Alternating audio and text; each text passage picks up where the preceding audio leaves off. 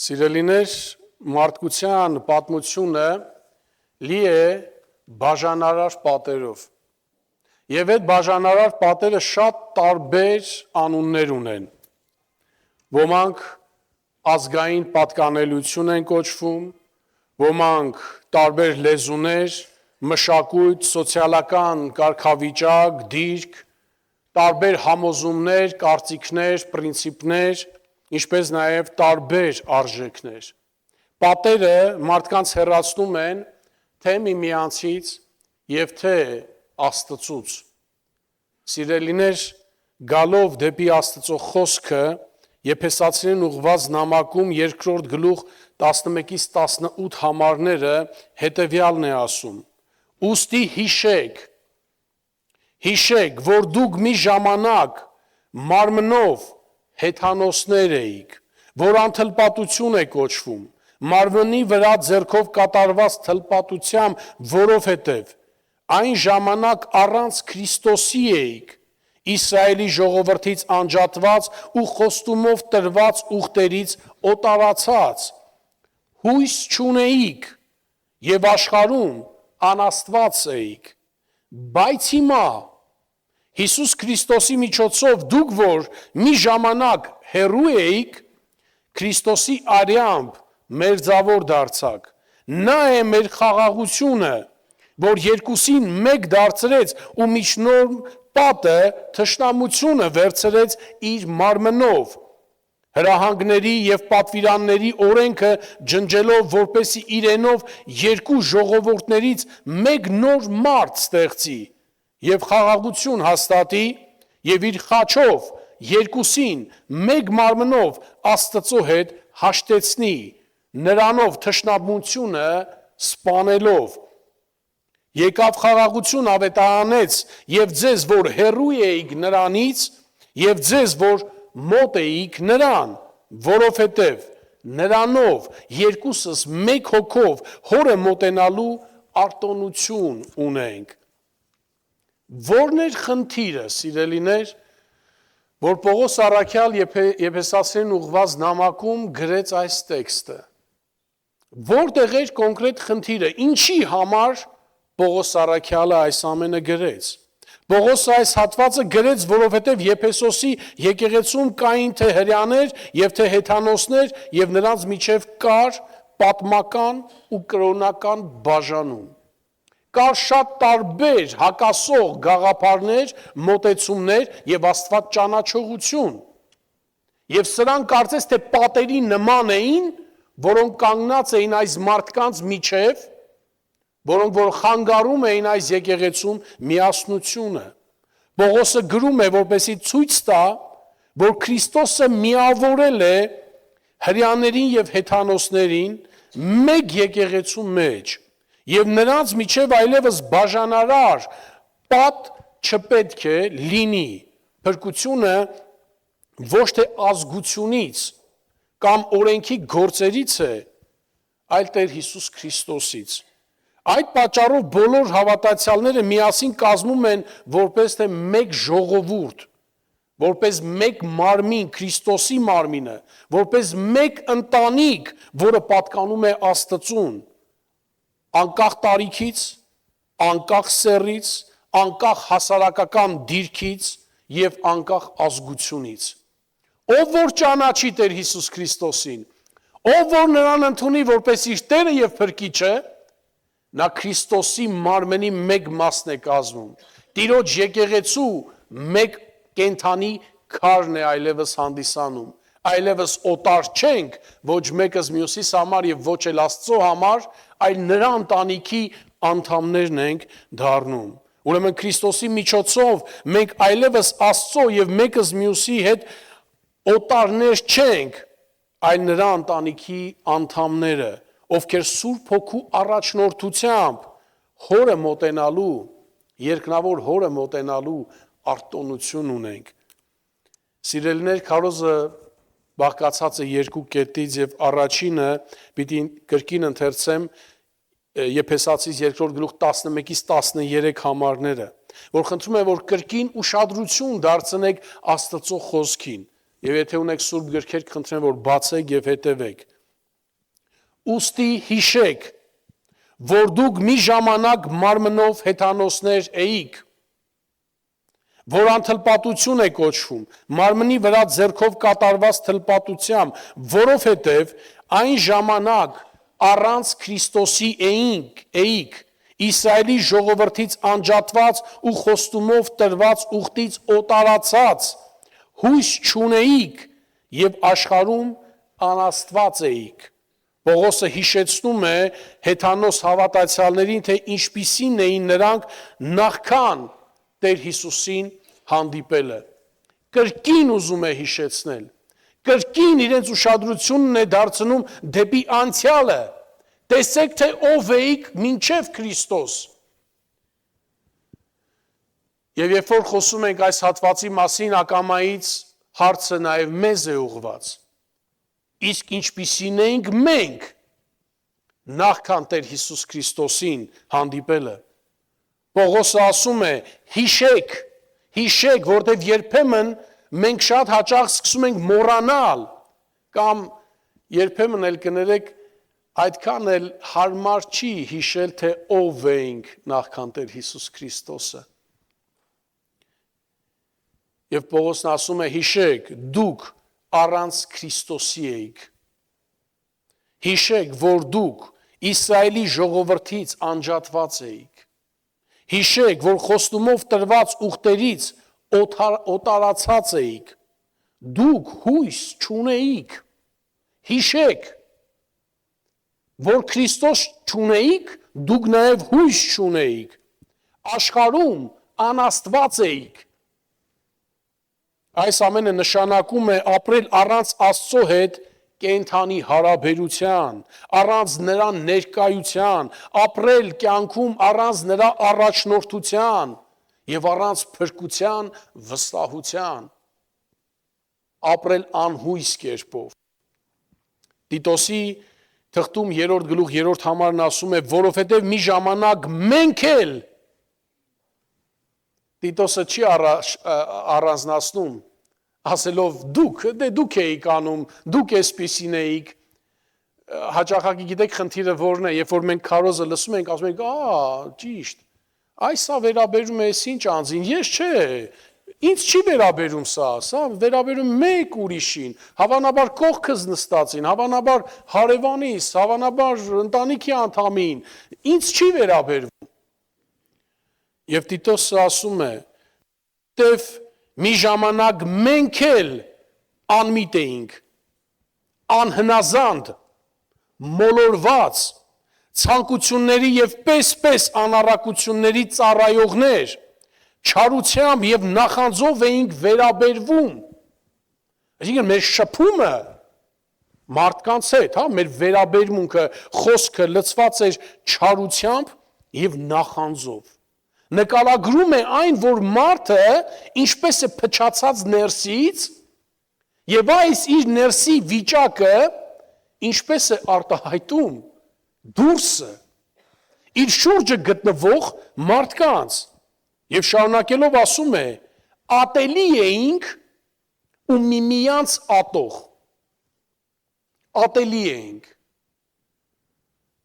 միմյանց ատող, մենք չենք սիրում, մարդիկ չէին սիրում մեզ, մենք էինք ատելի ուրիշների համար, երբ որ մարդիկ մեզ տեսնում են, մի սիրելի բան չէին տեսնում մեր մեջ։ Լավ, ինչի պիտի սիրեմ,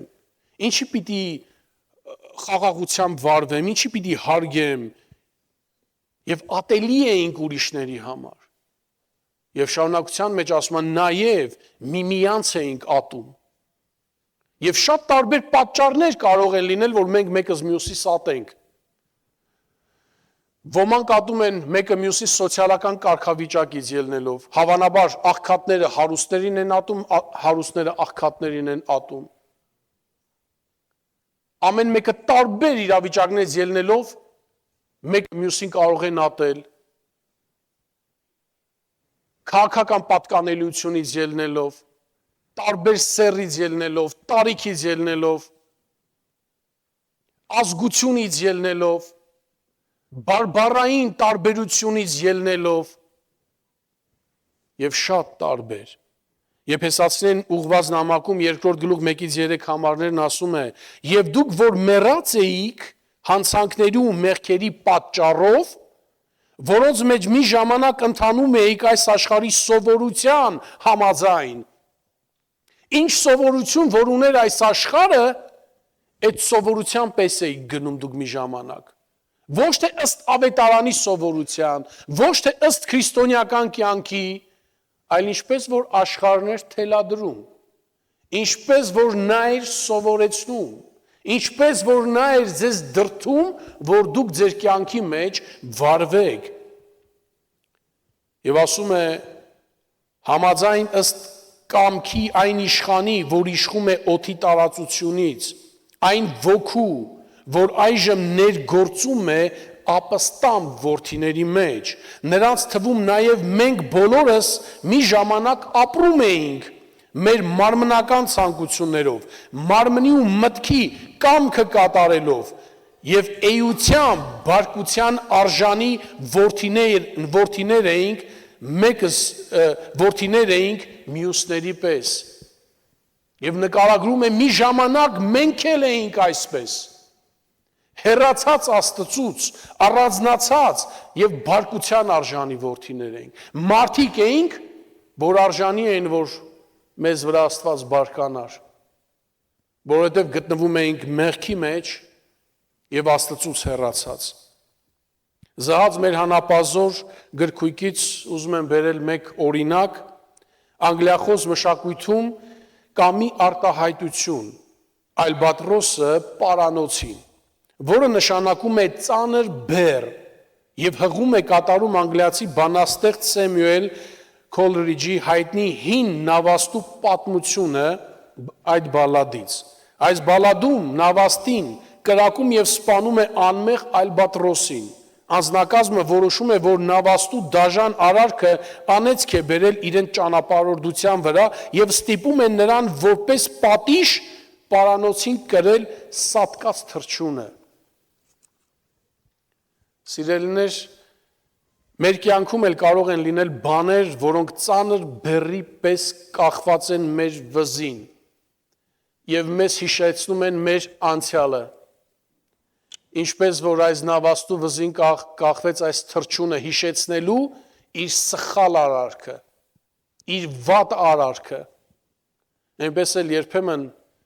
անցյալին նայելով, երբեմն իրավիճակներում կարող ենք մեզ գտնել, որ ինչ-որ մի բան ներսից հանգիստ չի տալիս, ինչ-որ մի բան կարծես է ծանր բեռի նման վզիցդ կախված է, եւ անընդհատ ինչ-որ մի բանի գարշահոտություն կյանքիդ մեջ խանգարում է քեզ։ Այո, այս զգացողությունը հավանաբար բոլորս էլ կարող ենք ունենալ։ Մենք բոլորս մեղավորներ ենք, բայց եթե անկեղծորեն խոստովանենք եւ վստահենք մեր բեռը Աստծուն, նա հավատարիմ է մեր մեղքերը ներելու մեզ եւ մաքրելու մեզ ամեն անիրավությունից։ Եվ ուզում եմ հարցնել. արդյոք Աստծուց ողորմություն գտաք, թե տակավին գտնվում եք մեղքի բեռի մեջ։ Շեքսպիրը հետևյալ խոսքն է ասել. ծանր է այն գլուխը, որ անհանգիստ խիղճ ունի։ Ծանր է այն գլուխը, որ անհանգիստ խիղճ ունի։ Եփեսացիներին ուղված նամակի 2-րդ գլուխ 13-րդ համարում Աստծո խոսքն ասում է. բայց հիմա Հիսուս Քրիստոսի միջոցով դուք որ մի ժամանակ հեռու էիք, Քրիստոսի արյամբ մերձավոր դարձաք։ Դուք որ մի ժամանակ հեռու էիք Աստծուց, հեռու էիք նրա խոստումից, հեռու էիք նրա ընտանիքից, հիմա այլևս մոտ գտնվեցիք։ Պողոսը նախ ասում է, հիշեք, նա ցանկանում է, որ հավատացյալները չմոռանան իրենց նախկին մեղավոր վիճակը, որտեղ առանց Քրիստոս էին, առանց հույսի, առանց Աստծո, առանց նրա ընտանիքի։ Սակայն 13-րդ համարը սկսվում է ավետարանի ամենագեղեցիկ արտահայտություններից մեկով։ Բայց հիմա Այն ինչ որ կար ձեր կյանքում, որ ձեզ անհանգստացնում էր, ձեր գլուխները ծանրացնում, ձեր հոգիները ներսից խառնում, դա անցյալում էր, բայց հիմա, այո, անցյալում կար դժվարություններ, բայց հիմա, այս երկու բառերը ցույց են տալիս այն մեծ փոփոխությունը, որ Աստված կատարում է իր մոտ եկող մարդու կյանքում։ Հեռու էիք, բայց հիմա մոտեցաք, կորած էիք, բայց հիմա գտնվեցիք, դատապարտված էիք, բայց հիմա փրկվեցիք, Աստծուց բաժանված էիք, բայց հիմա նրա ընտանիքի անդամները դարձաք։ Այս փոփոխությունը տեղի ունեցավ ոչ թե մարդու արժանինքներից ելնելով, այլ Քրիստոսի արյան միջոցով, նրա թանկագին արյան միջոցով։ Նա ներեց մեղքերդ, խաղաղություն տվեց սրտիդ, կյանքիդ տվեց նոր նպատակ եւ նոր իմաստ։ Այո, անցյալում շփոթված էիր, բայց Աստված այսօր իր խոսքի միջոցով քեզ հստակ ճանապարհ է ցույց տալիս, ուղղություն է ցույց տալիս եւ կյանքի տալիս է նոր թարմություն, նոր իմաստ, նոր ընթացք։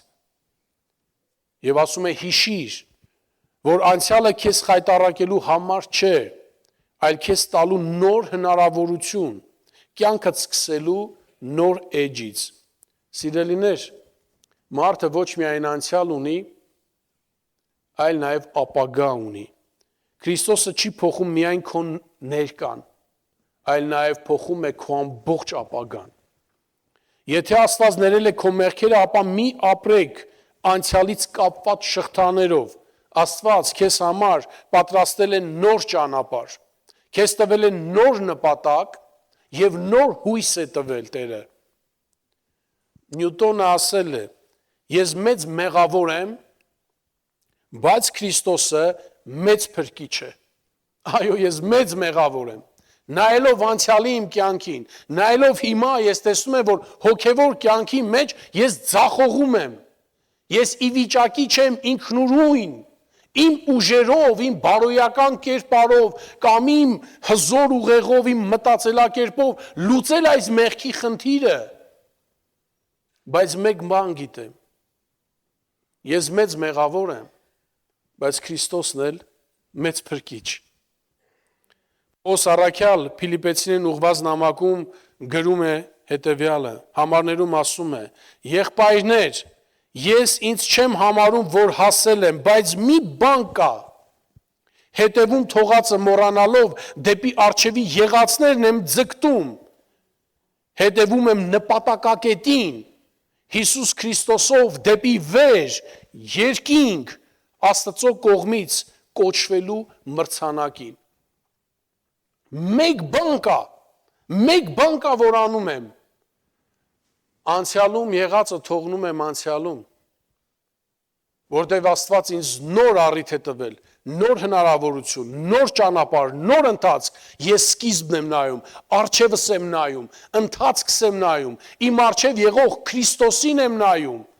այն հույսին, այն նպատակին, որ Աստված դրել է իմ առջև, ես նայում եմ վեր, դեպի երկինք, որտեղ որ Տերը ինձ կանչել է։ Ուրեմն Աստծո շնորհը միայն քո անցյալի մեղքերի ջնջելու համար չէ, այլ քո ապագան կառուցելու Հիսուս Քրիստոսի մեջ։ Նա, ով քեզ փրկեց, նաև առաջնորդելու է քեզ դեպի այն ապագան, որ պատրաստել է քեզ համար։ Աստված Եզեկիել 16-րդ գլխում Երուսաղեմին համեմատում է լքված ու մահվան դատապարտած նորածնի հետ։ Նա ասում է. ես անցա մոտովդ, քեզ տեսա արյանդ մեջ թավալվելիս, ու քեզ ասեցի քո արյան մեջ ապրիր։ Այո, քեզ ասեցի քո արյան մեջ ապրիր։ Ուրեմն երբ ժողովուրդը կորած, անօգնական եւ առանց հույսի վիճակում էր գտնվում, Աստված ողորմեց,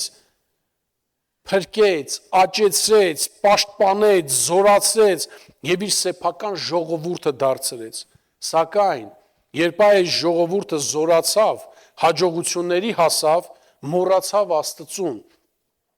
եւ հեռացավ նրանից։